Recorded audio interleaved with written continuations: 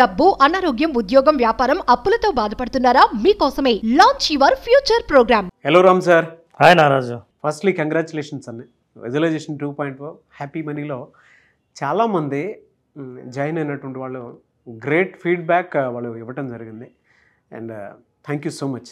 మన బ్రెయిన్ని bank balance వైపు ఏ విధంగా తీసుకువెళ్ళాలి అనేటువంటి దాన్ని, అండ్ మన దగ్గర డబ్బులు ఎందుకు నిలబడవు అనేటువంటి కాన్సెప్ట్ని, ఎమోషన్ని బలంగా నిలబెట్టగలిగేలా చేశారు. సో అది హ్యాపీ మనీ కింద కన్వర్ట్ అయింది అది. అయితే చాలామందికి ఉంటుందండి, అంటే మనీ ద్వారా హ్యాపీనెస్ వస్తుందా అనేటువంటి డౌట్ అయితే డెఫినెట్గా రైజ్ అవుతూ వస్తూ ఉంటుంది.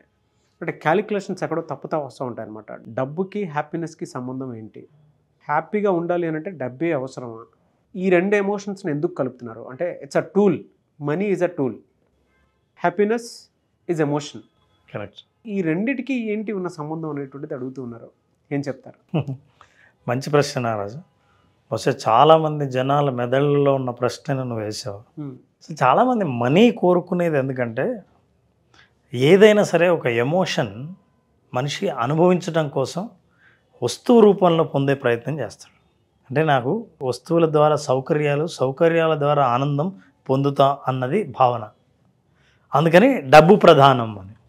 కానీ నేను ఇందాక చెప్పినట్లు 3-4 పాయింట్స్ ఉన్నాయి.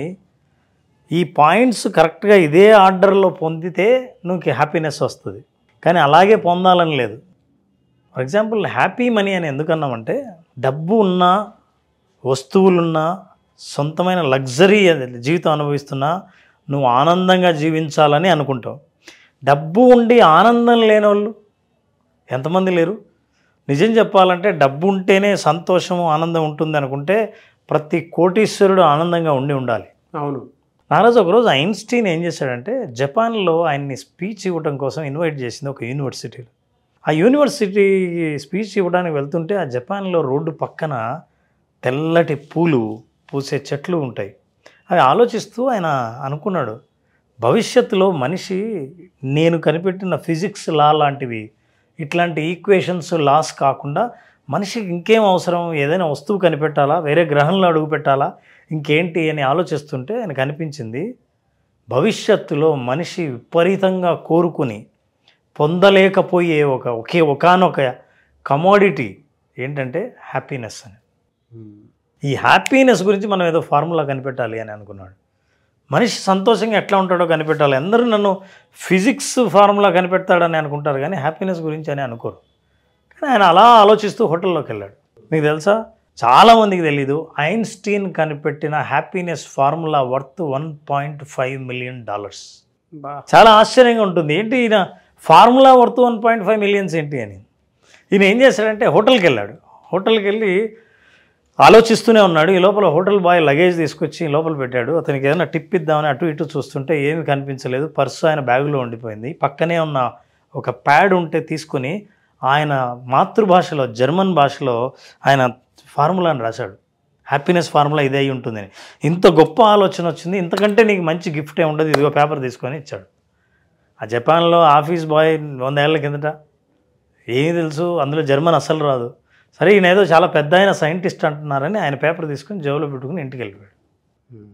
90 ఏళ్ల తర్వాత ఆ ఆఫీస్ బాయ్ ఎవరైతే బెల్ బాయ్ ఉన్నాడో వాళ్ళ బంధువులకి ఇది ఐన్స్టీన్ రాసిన పేపరు అని, ఆయన ఎంత పాపులరో అప్పటికి తెలుసు కాబట్టి 90 ఏళ్ల తర్వాత ఈ పేపర్ని వేలం వేస్తే హ్యాపీనెస్ గురించి ఆయన రాసిన ఫార్ములాను ఒక మహాధనవంతుడు, ధనం ఉంటేనే సంతోషం ఉంటుంది అని అనుకునే వ్యక్తి కాదు, ఈయన ఫార్ములా కరెక్ట్ అని అనుకుని ఆయన సంపాదించిన ధనం అంతా $1.5 మిలియన్ ఇచ్చి ఆయన ఒరిజినల్ పేపర్ ఆయన రాసింది కొన్నాడు వేలంపాట్లో.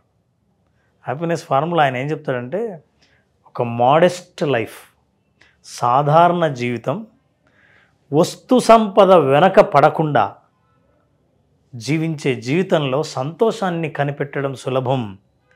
రెస్ట్ తీసుకోకుండా పరుగు పెడుతూ జీవితాన్ని దాని వెంటబడే వాళ్ళకంటే చాలా కామ్గా జీవితాన్ని గడిపే వాళ్ళు సంతోషాన్ని పొందడం చాలా సులభం అని రాశాడు. ఇది నిజము అని డబ్బు సంపాదించిన వ్యక్తి డబ్బులన్నీ ఇచ్చి తీసుకొని పోయాడు. Happiness is a very interesting commodity Naraj. కానీ మనం దురదృష్టవశాత్తు వస్తువుల్లో, లగ్జరీలో, ప్రదర్శనల్లో, డబ్బులో, వీటన్నిటిలో సంతోషాన్ని వెతుకుతాం. సైకాలజిస్టులు అందరూ ఎక్స్పెరిమెంట్ చేసి ఎక్స్పెరిమెంట్ నుంచి ఒక థియరీని కనిపెట్టారు 1970sలోనే ఆ రోజు. అదేంటంటే హెడానిక్ ట్రెడ్మిల్ అని. ఈ కాన్సెప్ట్ వెరీ ఇంట్రెస్టింగ్గా ఉంటుంది.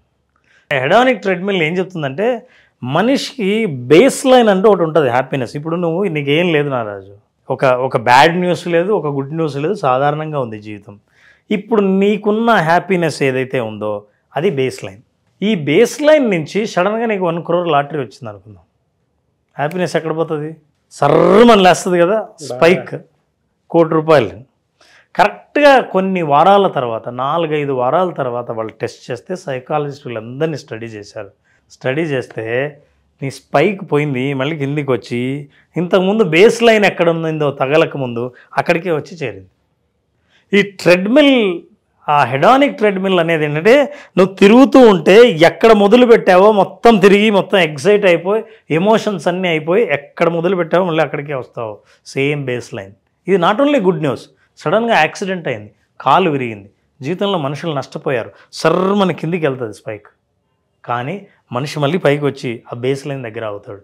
మీ హ్యాపీనెస్లో, మీ జీవితంలో కొన్ని వారాల పాటు తప్ప మీకు ప్రమోషన్ వచ్చినా, డబ్బులు వచ్చినా, ఉచితంగా దొరికినా, లాటరీ తగిలినా, ఉద్యోగం వచ్చినా, అనుకోకుండా మీకు అదృష్టం తగిలినా, వీటన్నిటినీ స్టడీ చేసేవాళ్ళు అన్నీ పైకి పోయి మళ్ళీ అక్కడికే వస్తుంది, కిందికి పోయినా అక్కడికే వస్తుంది. మనకంటూ ఒక హ్యాపీనెస్ బేస్ లైన్ ఉంటుంది, మళ్ళీ అక్కడికి రావాల్సిందే అనేది థియరీ. ఈ విషయం మనం తెలియక మనం ఏమనుకుంటామంటే శాశ్వతమైన ఆనందాన్ని, సంతోషాన్ని ఇచ్చేవి వస్తువులే అని, సంపదే అని, డబ్బే అని మనం దాని వెనకాల పడి ఏ సంతోషాన్ని పొందాలో దాన్ని పోగొట్టుకునేంత వరకు మనం సంపాదిస్తాం. సో ఇట్లాంటి సంపదలు చాలా ఉన్నాయి మనం పొందాల్సినవి. ఆరోగ్యం సంపదే. ఇలాంటి మనం సంపదల గురించి మాట్లాడే ముందు ఈ సంతోషం గురించి మాట్లాడుతున్నాం కాబట్టి ఈ సంతోషాన్ని స్టాండర్డైజ్ చేయాలంటే ఏం చేయాలి? అప్పుడు చాలామంది స్టడీ చేసిన తర్వాత ఫిలాసఫీ కానీ, కెమిస్ట్రీ కానీ అండ్ సైన్స్ కానీ హ్యాపీనెస్ గురించి ఏం చెప్తుందంటే మనిషి సంతోషంగా ఉండేది చుట్టుపక్కల పరిస్థితుల వల్ల కాదు, ఎక్స్ట్రిన్సిక్ మోటివేషన్ వల్ల కాదు, ఇంట్రిన్సిక్ మోటివేషన్ అంటారు. For certain set of attitudes will make people happy but not certain set of things around him. అతని చుట్టూ ఉన్న పరిస్థితుల్లో, వస్తువుల వల్లే అతను సంతోషంగా ఉండడు, కానీ అంతర్గతంగా అతనికి లోపలున్న కొన్ని వైఖరుల వల్ల సంతోషంగా ఉండగలడు తప్ప అతని ఎక్స్టర్నల్ వల్ల కాదు అని తేల్చేశారు. ఇప్పుడు మన హ్యాపీ మనీ అటెండ్ అయ్యే వాళ్ళకి హ్యాపీనెస్ని ఎట్లా సృష్టించాలి, అనంతమైన సంతోషాన్ని శాశ్వతంగా చాలా కాలం పాటు మన జీవితంలో ఎలా ఉంచుకోవాలి, ఎలా డెవలప్ చేయాలి అన్న విషయాలు తెలుసుకోవాలనుకుంటే మన హ్యాపీ మనీ జాయిన్ అయిన వాళ్ళకి అందులోని రహస్యం, అందులోని వాస్తవం, మనీకి హ్యాపీనెస్కి ఉన్న సంబంధం, ఆ విషయంలో మనం మాట్లాడతాం. Right sir, thank you so much Ram garu. Thank you Naraj. మన బ్రెయిన్ బ్యాంక్ బ్యాలెన్స్ వైపు ఎలా తీసుకెళ్ళాలి, అట్ ద సేమ్ టైం మన దగ్గర డబ్బులు నిలబడాలి అని అంటే మన మైండ్ సెట్ని ఎలా తీసుకోవాలి అనేటువంటి concept visualisation 2.0 happy money. So ఈ కాన్సెప్ట్ క్లాస్ మళ్ళీ ఎప్పుడు ఉండే అవకాశం ఉంటుంది? నారాజ్, July 3rd క్లాస్ స్టార్ట్ చేస్తున్నాం.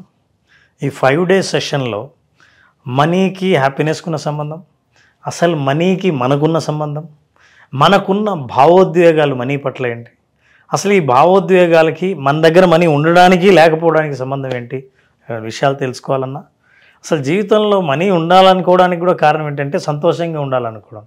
నిజంగా సంతోషం ఉంటామా అన్న వాస్తవాలు, రీసెర్చ్ విషయాలు సైంటిఫిక్గా, సైకలాజికల్గా తెలుసుకోవాలనుకుంటే ఈ 5 days సెషన్ అటెండ్ అయిన వాళ్ళకి సంపూర్ణమైన డీటెయిల్స్ అందుతాయి.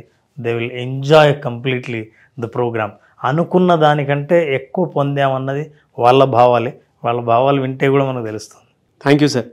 సో July 3rd నుంచి మీ భావోద్వేగాలు డబ్బు వైపు ఏ విధంగా ఉన్నాయి, అంటే మీ దగ్గర మీరు సంపాదించుకున్న డబ్బు ఉంటుందా, ఉండట్లేదా, అండ్ మీ బ్రెయిన్ బ్యాంక్ బ్యాలెన్స్ వైపు ఏ విధంగా తీసుకెళ్ళాలి అనేటువంటి కాన్సెప్ట్ తోటే రామ్ గారు July 3rd visualisation 2.0 happy money కాన్సెప్ట్ని సో క్లాస్ రూపంలో తీసుకురాబోతున్నారు. ఆసక్తి కలిగిన వారు స్క్రీన్ మీద కనిపిస్తున్న నెంబర్కి సంప్రదించండి.